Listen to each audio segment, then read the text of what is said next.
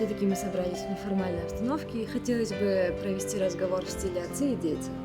Это услышать ваше мнение, ваши советы, то, как вы видите этот мир, на такой доброй, легкой ноте. Такую легкую беседу. Времена жестокие, беседы теплые. Да.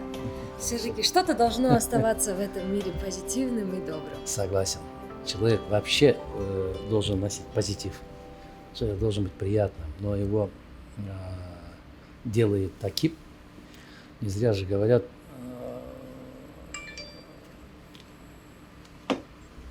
эпоха или время рождает человека.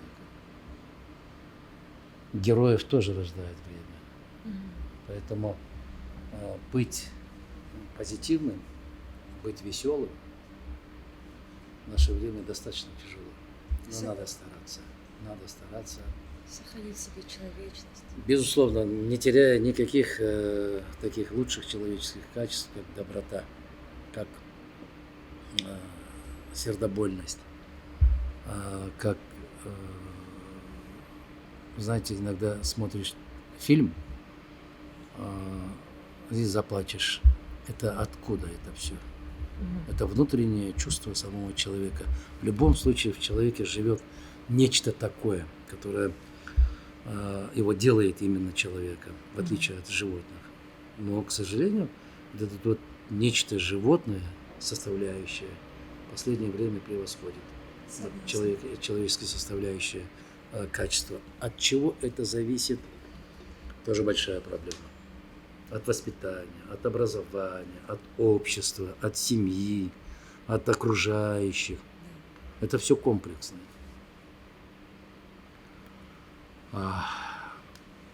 Скажем так, из вот таких мелочей и строится, скажем так, характер человека в последующем. Все мы рождаемся, в принципе, хорошими людьми, конечно, потому что мы только познаем мир, мы не видим никакого зла. Но, к сожалению, время вынуждает нас это все познать, и действительно приходится уже становиться черствыми, но никогда нельзя забывать о человечности, чтобы вот она не умирала. Вот говорят же, мы живем в такое время, да, в такую эпоху. Вот вы сейчас сказали, это человек рождает эпоху или эпоха рождает человека все-таки? Эпоха рождает человека. Эпоха. А потом среди этих людей, среди этой массы кто-то появляется, и он начинает менять все, что его окружает. В истории есть такое понятие, как роль личности в истории. Многие переделывают историю. То есть не переделывают, а делают историю. Вот, допустим, в истории Аттила. Он практически заново перестроил мироустройство. До Аттилы господствовали именно римский уклад жизни, да, Римская империя. Он нанес сильнейший урон. После Аттилы Рим уже стал другой. Эпоха Чингисхана. Если вот брать ближайшую историю, это мироустройство после Второй мировой войны, который начал Адольф Гитлер. Так что и полный, значит, европейский уклад жизни, европейский, если хотите, гражданский кодекс, написанный еще Наполеоном, он перестроил, обновил европейский континент. Поэтому роль личности в истории никто не отвергает. Огромную роль имеет в любом случае личность, но в зависимости от своей эпохи. Посмотрите на художников, на писателей. Почему выдающиеся, величайшие писатели, поэты и художники появляются в самое тяжелейшее время в истории человечества? Самое тяжелейшее. Потому что сытость и достаточность, она не всегда порождает гениев. Она и не вдохновляет, потому что сидишь такой... И не вдохновляет, и, знаете, человек теряет интерес ко всему. Поэтому надо вести полуголодный образ жизни. полуголодный образ жизни. Человек должен стремиться всегда к совершенству. Но к совершенству нет предела. Но надо совершенствоваться. Как насчет вас? Вот что вдохновляет именно вас? Желание изменить Кыргызстан. Желание изменить общество. Желание, чтобы именно наши граждане, народ нашего Кыргызстана жили достойно, не хуже, чем другие. Чтобы они вели себя достойно, чтобы они гордились, чтобы у них в походках, да, в одежде, в разговорах, в манерах, в их глазах я видел уверенность. Я видел, чтобы они чувствовали себя счастливыми, чувствовали себя самодостаточными. Но, к сожалению, у нас, как вы говорите, с утра, каким должен быть человек? С утра вроде бы нормально. Но как только выходишь из дома, везде такие Негатив угрюмые, сыпется, еще что-то, да. да, везде такие Эти серые лица, абсолютно, темные вещи, абсолютно. особенно сейчас На холода. тебя смотрят, изучающие. Была делегация у нас в Кыргызстане зарубежная, и мне один умный человек, наблюдательный человек, говорил, что вы не имеете права на счастье. Мне это сильно ударило, я говорю, с чего вы взяли? Как вы говорите, он сказал, вы очень серо одеваетесь. У вас нету яркого там такого, да? И молодежь, и средних лет жизни, люди, все, у вас только все черное. Ботинки черные, штаны черные, куртки черные, все черное, черное, черное. И потом я с удивлением смотрел английская премьер-лигу, я футбол люблю смотреть. 70-80-летние старики, старушки сидят, да, в стадионах. Внуки, внучки.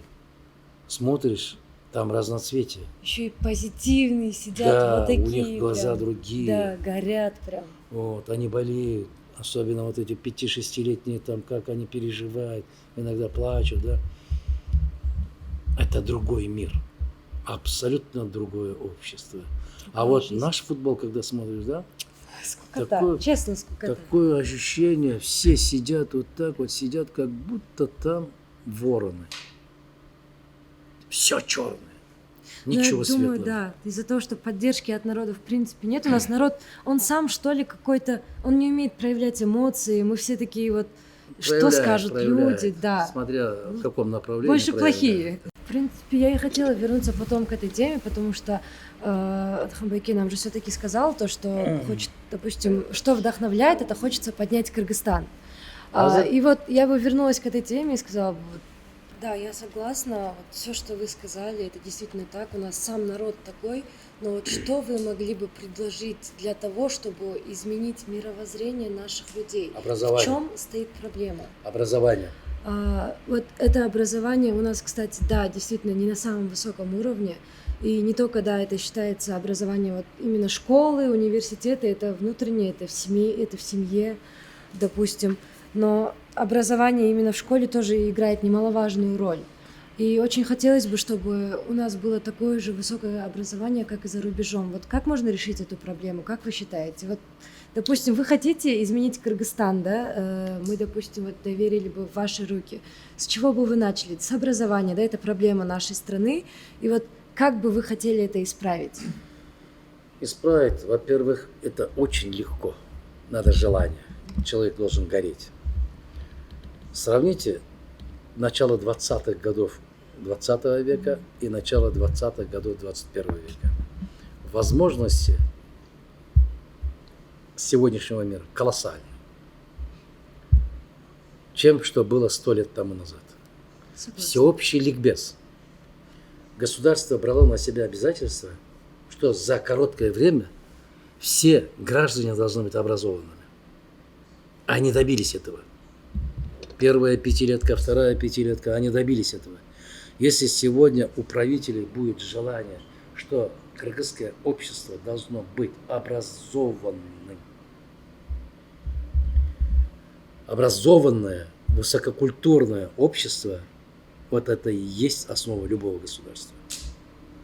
люмпенизация, маргинализация – это страшное явление. Это разрушающее силу имеет, чтобы разрушить государство, устои этого государства.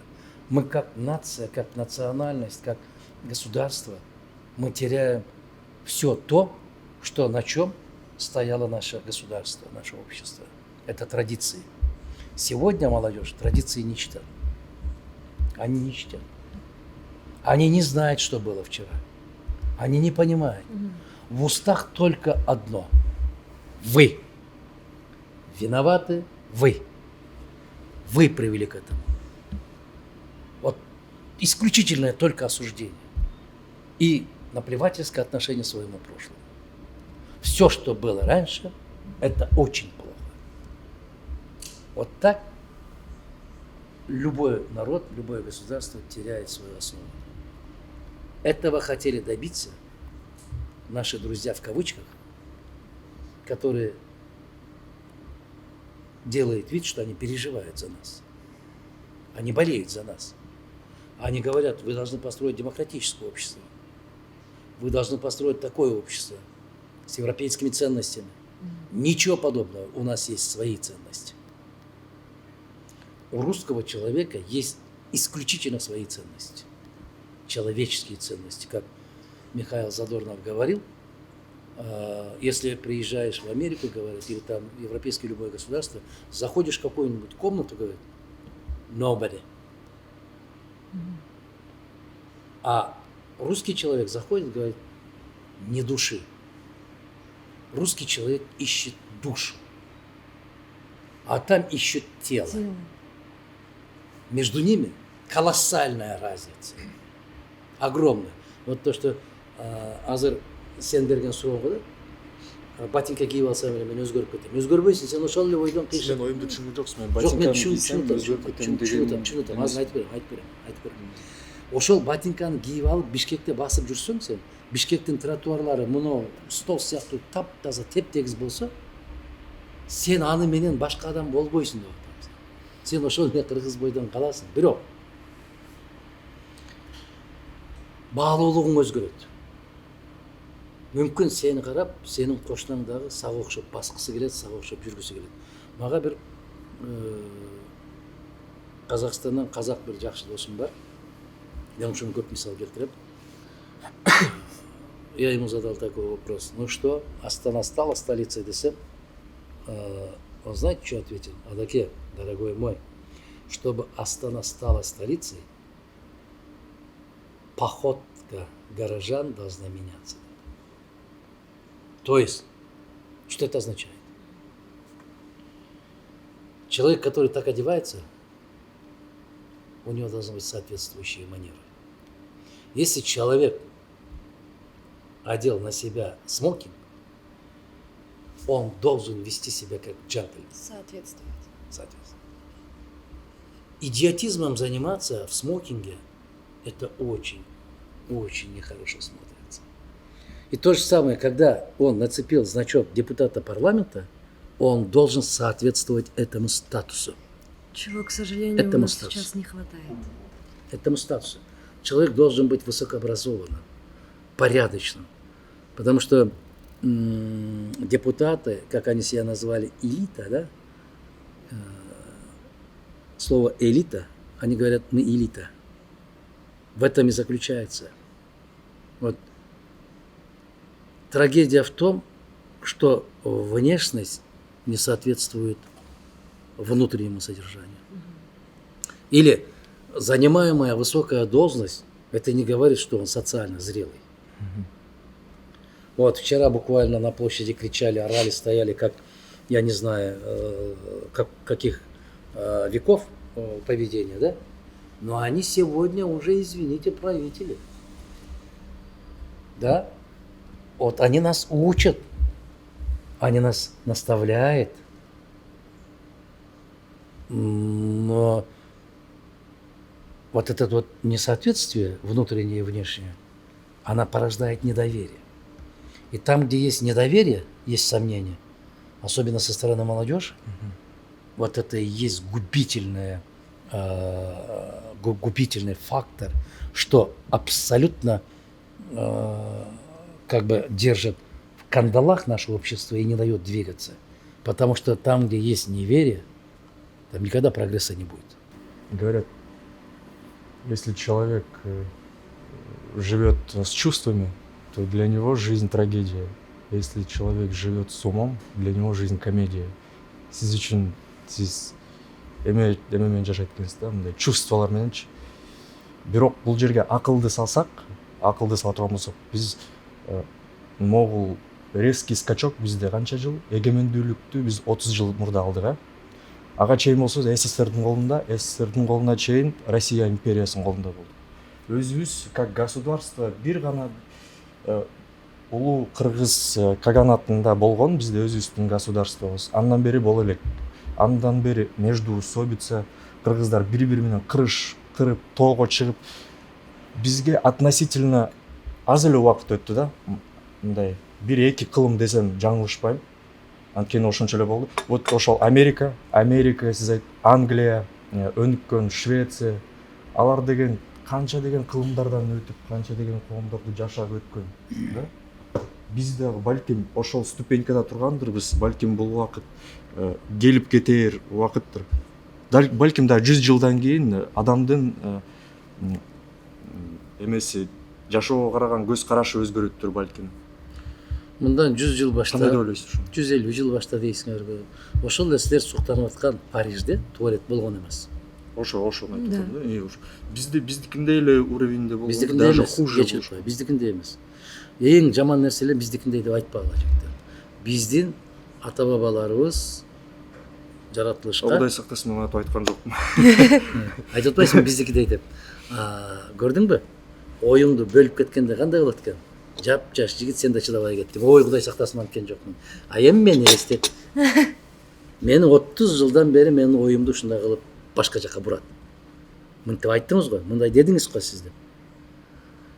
Биздин ата бабаларыбыз алардан айырмаланып жаратылышка аябай керемет маани жасашкан, маани берген. Алар жеген тамагын, жанакы жууган ижиштеринен калган жуугунуларын терезедерине ыргытышып койду. Чалпылдатып көчөдө эле ушундай болуп жүргөн. Биздин ата бабаларыбыз жеген тамактан калган сөөктү да көчөгө ыргыткан эмес.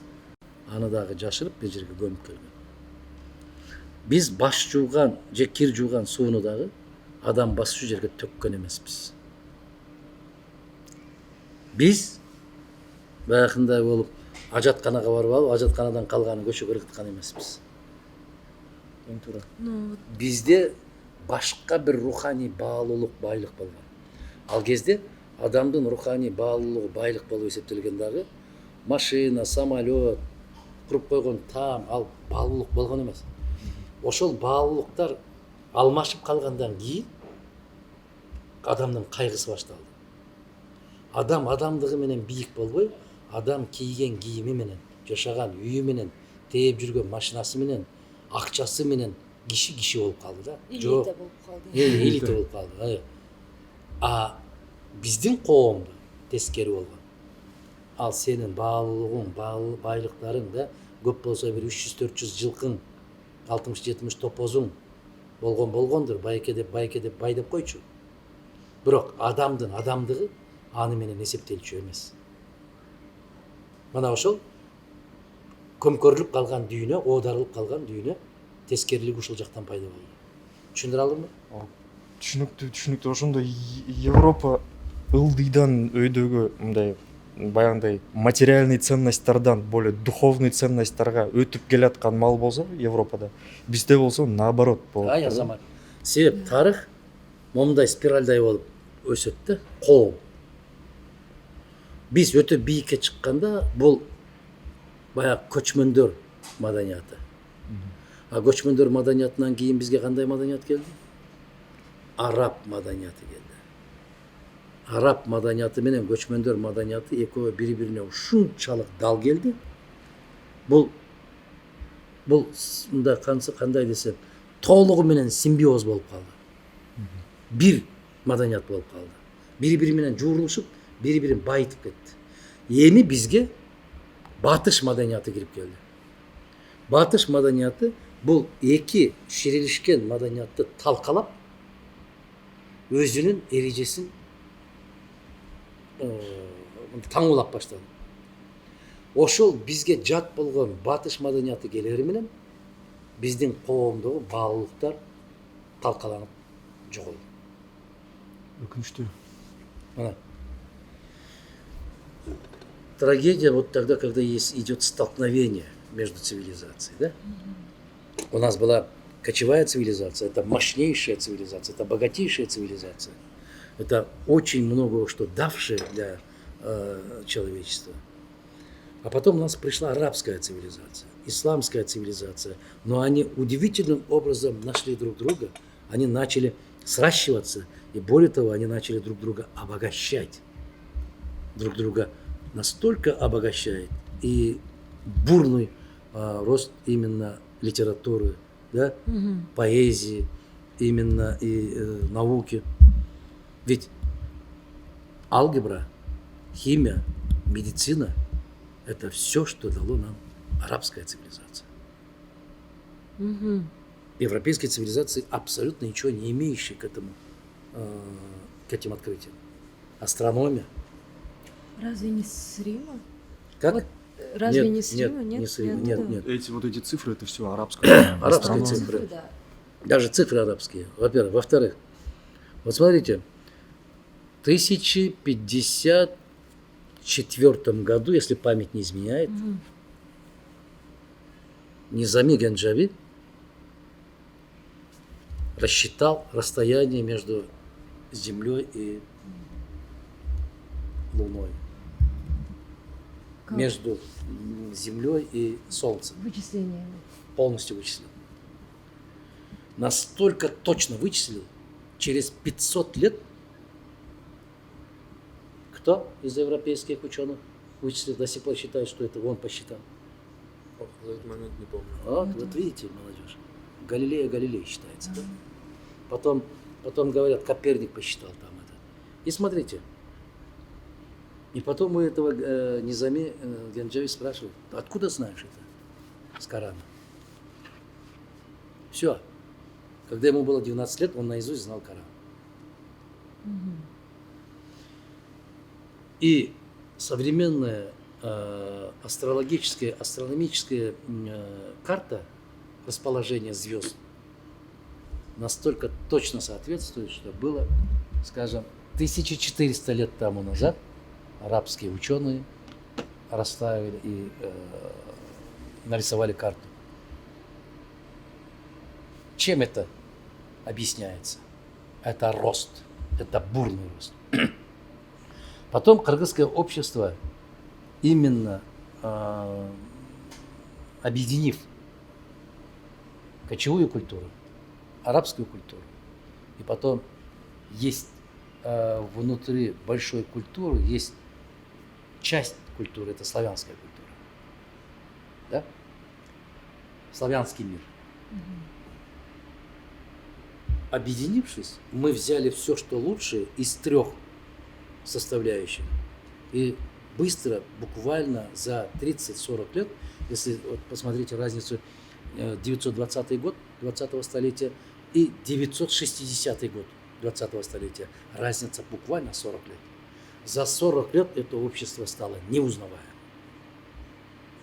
И машиностроение, и наука, и культура, и театры, и киноиндустрия. Именно конец 60-е, 70-е появляется кыргызское чудо, такое понятие, как именно в области кинематографии.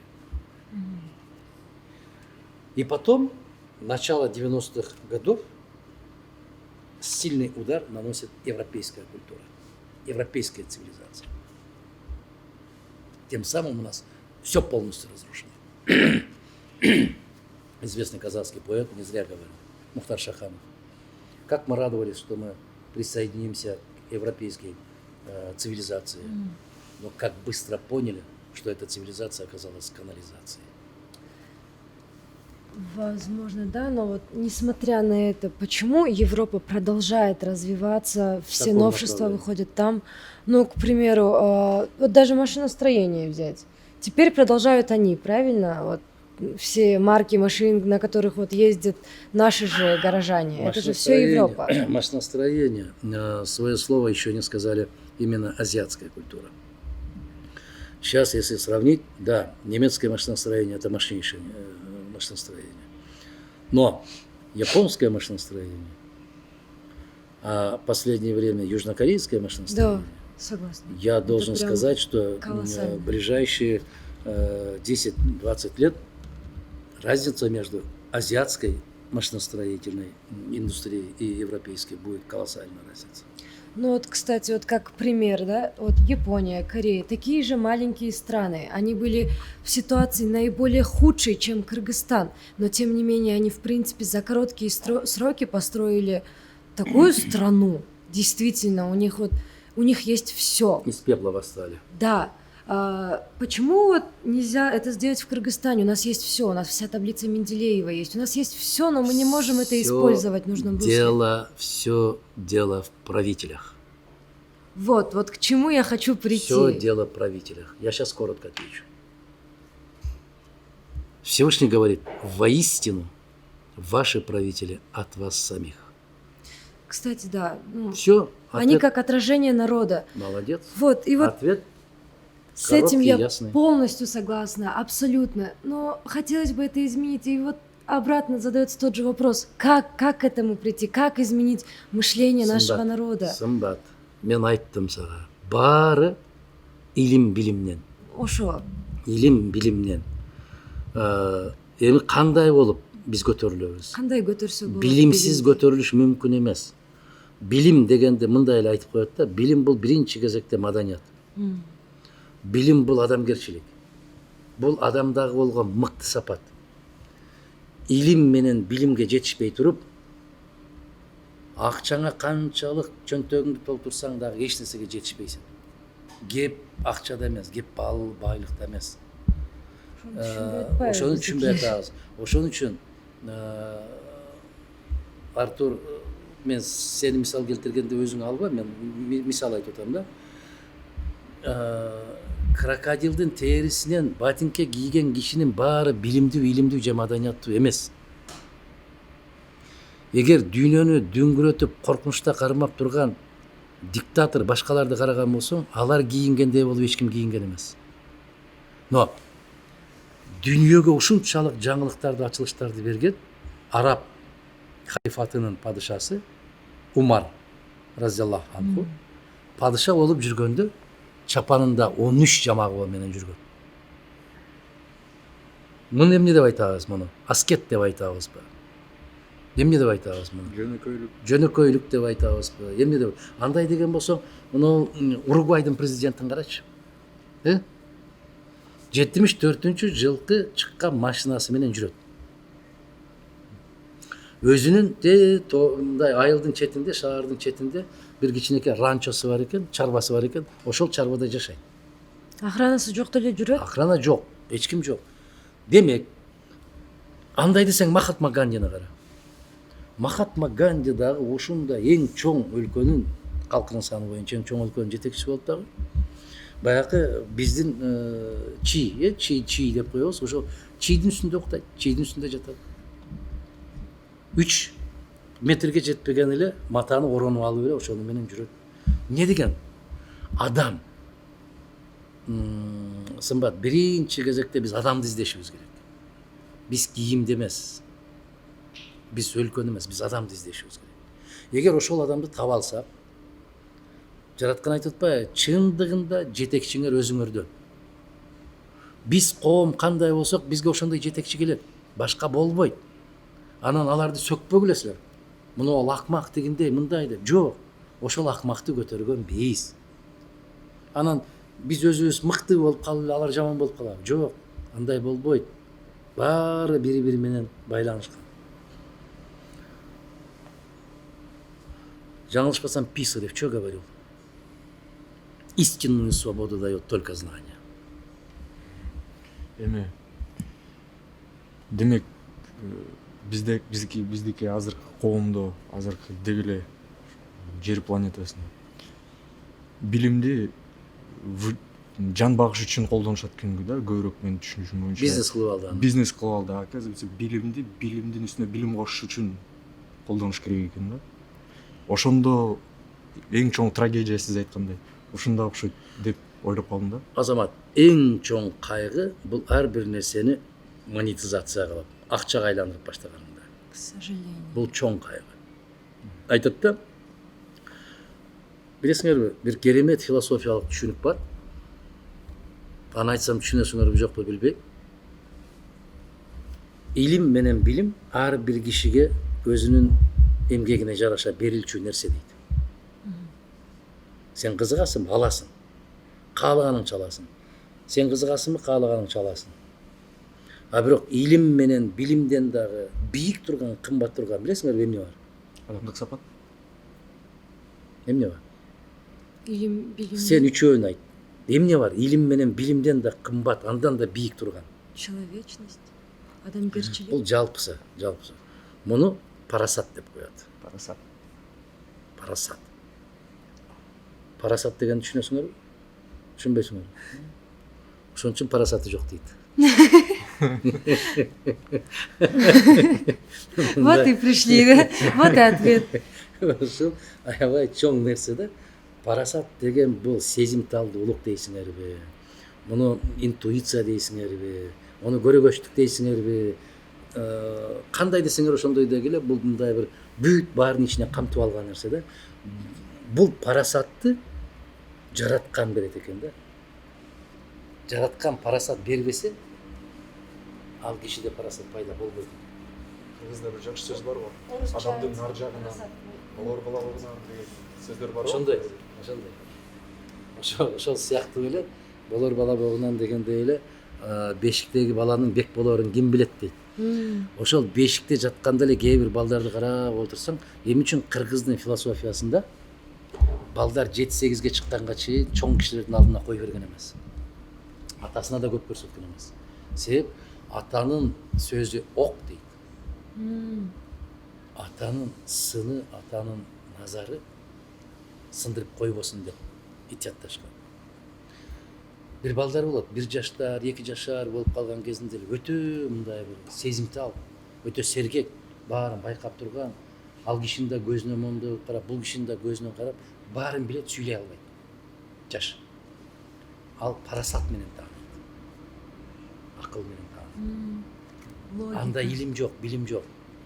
А логика это полностью не описывает понятие парасат. Одним словом, да, сложно это объяснить. Парасат это очень ёмкое слово. Там все есть. Да, там все есть. Там и разум, там и природное знание, там, я не знаю, там... Как вы сказали, интуиция. Да, если хотите, там, как на Западе говорят, вундеркинд, да. Откуда вундеркинд? Скажем так, глядеть вперед, человек, который видит больше, это шире. чутье. Это чутье, это подсознательное нечто такое там, ну... Это необъяснимое такое чувство, да, такое. Ошол парасатка билим аркылуу кээ бирки парасатсыз туулган адамдар келе алабы? Жок дегенде жакын боло алабы? Жок.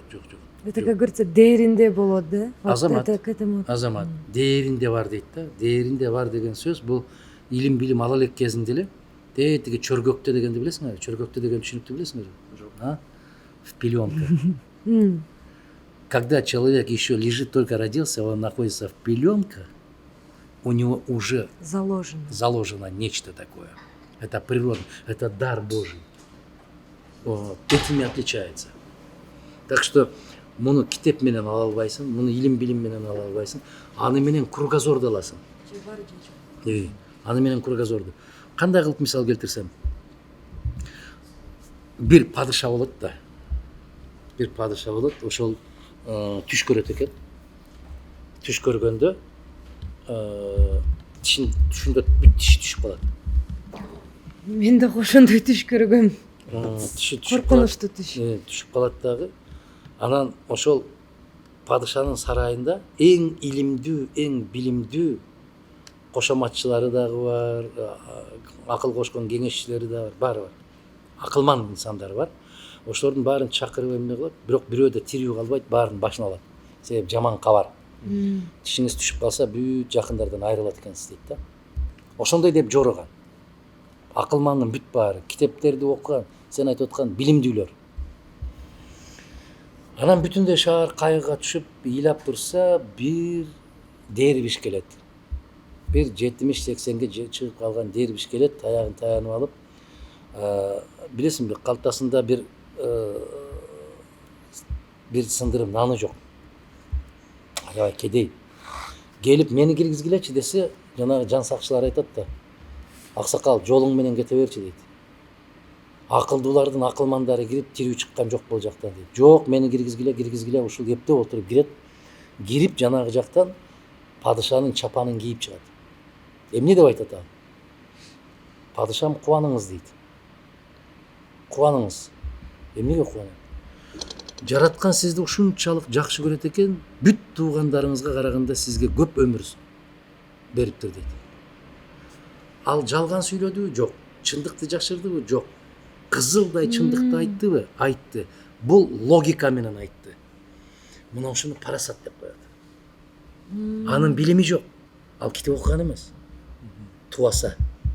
Бизде ак сөйөк деп коет го. Туаса. Ар жагынан берилген. Бул кирди да падыша суранып атат, жалдырап атат. Менин кеңешчим болуп бер деп. Жок. Алишер Наваи деген акынды билесиңерби? Билбейсиңер. Я знаю, что в Казахстанда улица была. Жок, Алишер Наваи деген биздин ушул Борбордук Азия чөлкөмүндөгү Звезда Востока деп коет. Көрдүңөрбү? Дүйнөлүк адабият маданиятка салым кошкон кишини билбейсиңер. Бардык жерде билет. Шекспирди билбейсиңер. Шекспир Билет. деген билбейт экен. Сону айтып атпаймынбы? Шекспирди билесиңер. Эмнеге? Кемчонтойлук, өксүктүк. Молдо Кылычты билесиңби? Молдо Кылычты. Жок. Уккам. Бирок. Молдо Нияздычы. Жок. Билбейм. Байранды билесиң. Байрамды билбейм. Демек Байрам. өксүксүң. Эмнеге? Сен өз керемет философ акындарыңды билбейсиң, башкаларды билесиң. Өксүксүң. Өксүк дегенди билесиң? Жок. Кызыктуураак болуп атпайбы просто башкалардыкы? Кызыктуураак эмес, это комплекс неполноценности. Это болезнь. Мен деген мындай. Азыр. Себеп бир эртең бүрсүгүн кыздар менен сүйлөшүп жүрөсүң да, үйлөнөсүң. Албетте. Кыздарга барып калып, Байрон айткан экен. Да?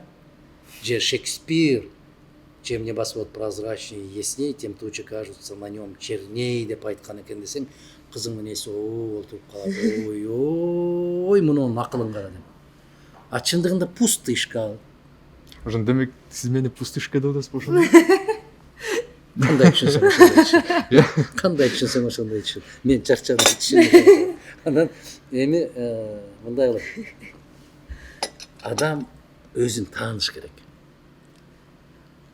Адам өзүн тааныганда ал эркиндикке чыгат. Адам өзүн тааныбаса, адам өзүн билбесе, ал эч качан бактысын сезбейт. Сен жүрөсүң. Атам бул, апам бул, чоң атам. А сен кимсиң өзү? Өзүңдү тааны. Мына япондорду мисал келтирип айтты.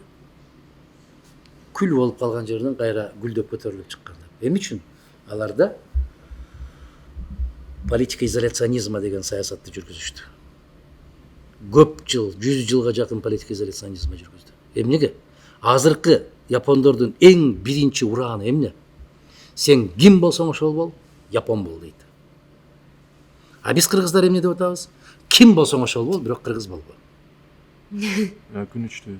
А баракелде. Согласна. А бул мына өксүктүктөн келип чыгат. Өзүн өзү тааныбагандыктан келип чыгат. Өзүн өзү билбегендиктен келип чыгат. Өзүңдү тааны.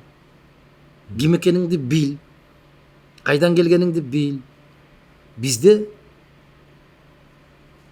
Жантошевду билесиңерби? Я, ким ал? Нет, уккам. Жолбар. Кайгыңар ушул. Токто. Кайгыңар ушул. Жигиттер, кыздар, кайгыңар ушул. Жантошевтің Қаныбек деген романы бар. Қаныбек деген романын оқысаңар, қырғыз тілінің қаншалық керемет екенін, қаншалық бай екенін, қаншалық сұлу екенін ошол романнан билесиңер. Бул бир. Экинчиден, Қандай дейсіз? Кубаныч. Қаныбек. Қаныбек.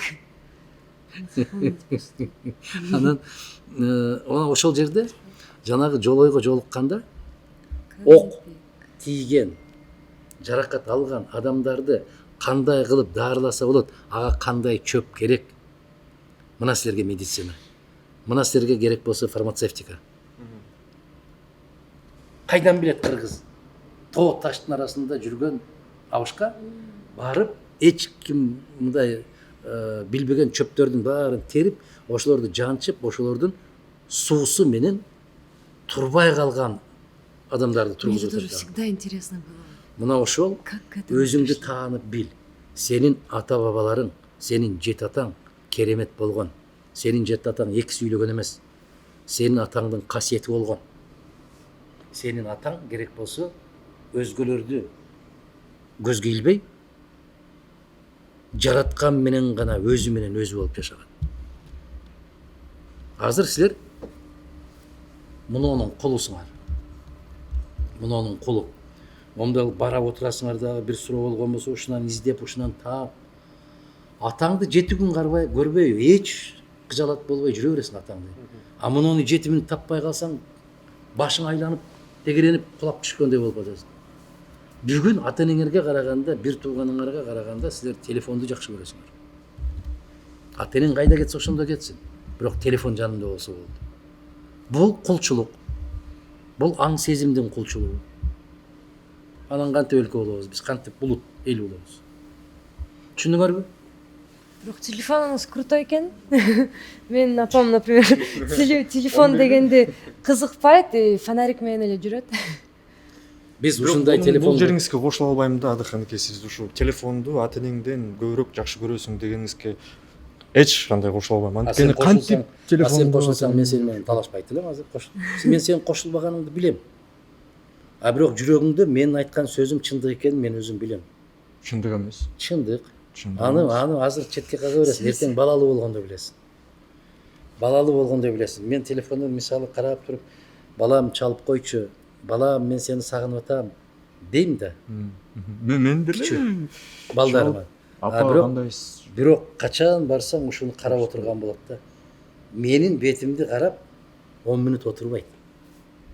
А бирок муну сааттап карап отурат да.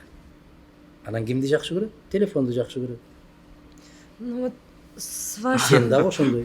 Жоқ, сіз бір нәрсені алмаштырып отырсыз. Вы, в принципе, мыслите правильно, да.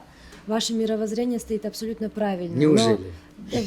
Неужели? Но вот даже Вот вы молодец. говорите, да, вот ваши дети же тоже, по идее, зависят от телефонов, рабы, скажем так, Я же не вас электроники. имею в виду, я ваше поколение имею в виду. Да, но в любом случае, вот ваши дети, они также сидят же в телефонах, в любом Да, случае, это да. так же. Вот вы не хотите это исправить? У вас есть какие-то варианты исправления этой ситуации? Критикуешь, предлагай деген сөз бар го. А, Сиз айтып келе жатасыз, мындай жаштар мындай, тигилер мындай. Биз ошого чечим кабыл эметсеңиз, Мен айтсаңыз. башында жооп бербедим. Ал мектеп, Мектеп. ал билим. Но как раз вот... А билим менен баягы эмне деп койчу? Тилимдин учунда турат деп койдум. Парасат. Билим менен парасатка келүү бул болбойт дейсиз. Анда эмне кереги бар билим?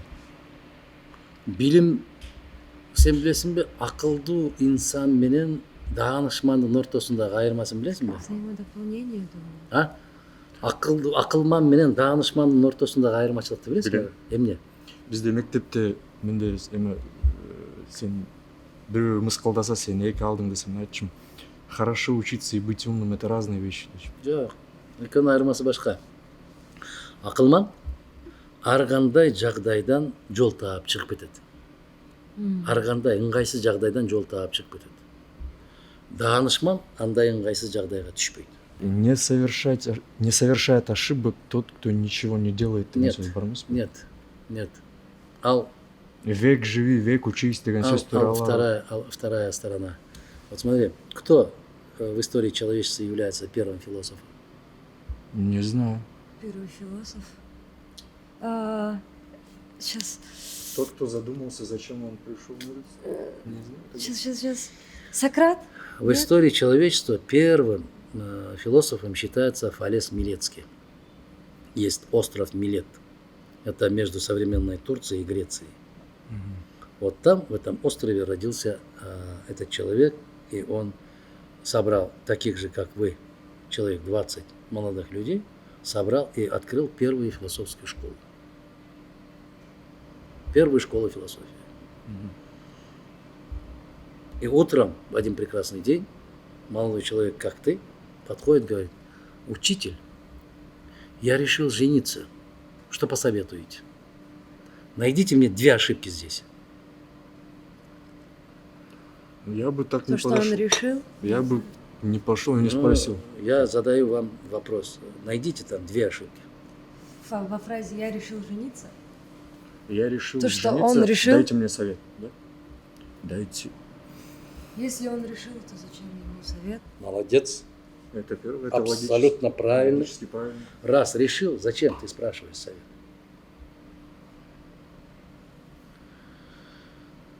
И знаете, что ответил? Раз решил, женись. Все Логично. просто. Второй. Попадется хорошая жена, станешь человеком. Попадется плохая жена, станешь философом. Так что терять нечего, женись. Это как у нас, да? После расставания все идут в рэп. Вот. Поэтому все найдут поэтому, я не согласен. Поэтому ты и есть молодой человек, что ты не согласен. Свои амбиции. Проживешь еще столько лет, сколько сейчас живешь. Мгм. И тогда поймешь, что всеми критикуемый Мадумаров был прав. Даст Бог. Но будет поздно. Надеемся, что нет, конечно. Будет поздно. Потому что только умные учатся на ошибках других. Действительно. Согласна. Прогресс бывает только там, где это общество способно учиться на других ошибках. Там только бывает прогресс. Если сегодня мы с вами знаем таблицу Пифагора, зачем нам открывать другую таблицу?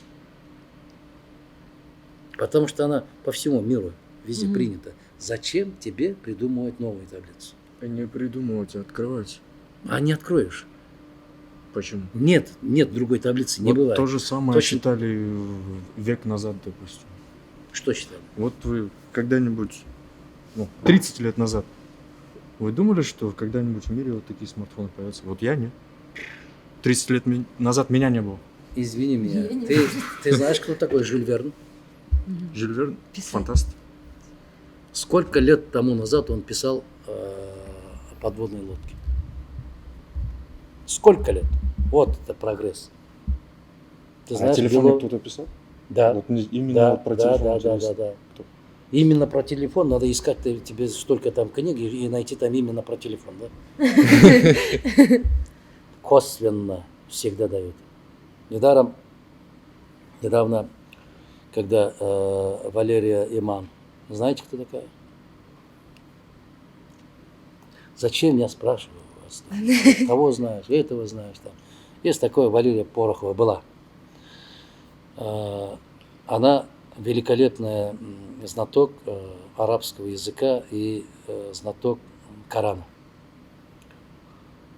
Она выступала в Нью-Йорке в академии с лекцией. И один лауреат Нобелевской премии, еврей по национальности, встал и говорит: госпожа Валерия, вы правы. Если б я 17 лет назад начал бы читать Коран, я Нобелевскую премию получил бы 17 лет назад. Он изучал появление эмбриона человека. А в Коране с первого часа все расписано. как будет развиваться эмбрион. До сегодняшнего дня, молодой человек, все, что написано в Коране, раскрыто только 8%. Так что ты думаешь, что новое нечто открываешь. Значит, есть еще 72%. 82%, 92% есть. Ой. Вот видишь, 90%. 92% еще загадка. Не очень. Не очень. Но вот, тем не менее вы считаете себя выдающимися людьми. Вот поэтому У нас же не только говорят, ты. не придумаю, а открываю. Вот ученый, ни один ученый не говорит, вот я это сделал, создал. Он говорит, я открываю. Открывает. Вот Открывает. поэтому таблица Менделеева. Менделееву что? Приснился, да? Ругаться К будем. теме школы, вот, допустим, закроем хотя бы этим, к теме школы. Ведь сейчас народу настолько трудно получить образование. Вот есть те, кто просто элементарно не могут оплатить себе учебу, чтобы получить это образование. Нету времени, потому что они собирают коробки на базарах, да? Я не согласен. Но в любом случае, как бы нам поднять Я это не образование? Что Все бы вы вложили? выдающиеся ученые нигде не учились. Нигде не учились. Давайте возьмем Абу Али ибн Сино. Знаем такого? Знаю. Медицину развивал. Не развивал, он основоположник. Основоположник. Вот. Где он учился? В Гарварде? Или в Массачусетском технологическом институте? Или МГУ закончил? Где он закончил? Нигде не учился. А где он учился? В библиотеке. Как? Он небогатый человек, мальчик, он жаждал знаний. Он собирал себе хлеб, пропитание, провизию определенную, воду. И утром заходил в библиотеку государственную. И под вечер, когда библиотека закрывалась, он прятался. Эту историю я У слышала. него денег не было, чтобы зайти и учиться. Прятался, как только двери закрываются, значит, он какую-то там лампу с собой взял. И при свете лампы изучал, получал образование. Вот то, что вы сейчас говорите, нету того, нету этого, нету пятого, десятого, это все вранье, я категорически не верю этому. Но вам надо выйти. Нажимаете на одну кнопку, все у вас там в интернете есть. На все вопросы ответы. Но не У у всех вас есть нету интернет. желания. У вас нету желания. Мы в свое время учились всего максимум 3 месяца. 3 месяца. 1 сентября открывается школа. 5 сентября нас забирают на сбор табака. В конце сентября нас забирают на хлопок. Мы оттуда возвращаемся в декабре, пока план не выполнен. Теперь с января это значит сахман, потом парник. Мы готовим саженцы табака. Потом табак сажаем. Все, сельхозработаем. И после школы, июнь месяц, мы идем на сенокос. Ну, это после школы, видите? 3 месяца учились максимум. Городские учились 9 месяцев. Зато мы во всех олимпиадах мы выигрывали первые места. Я закончил сельскую школу, поехал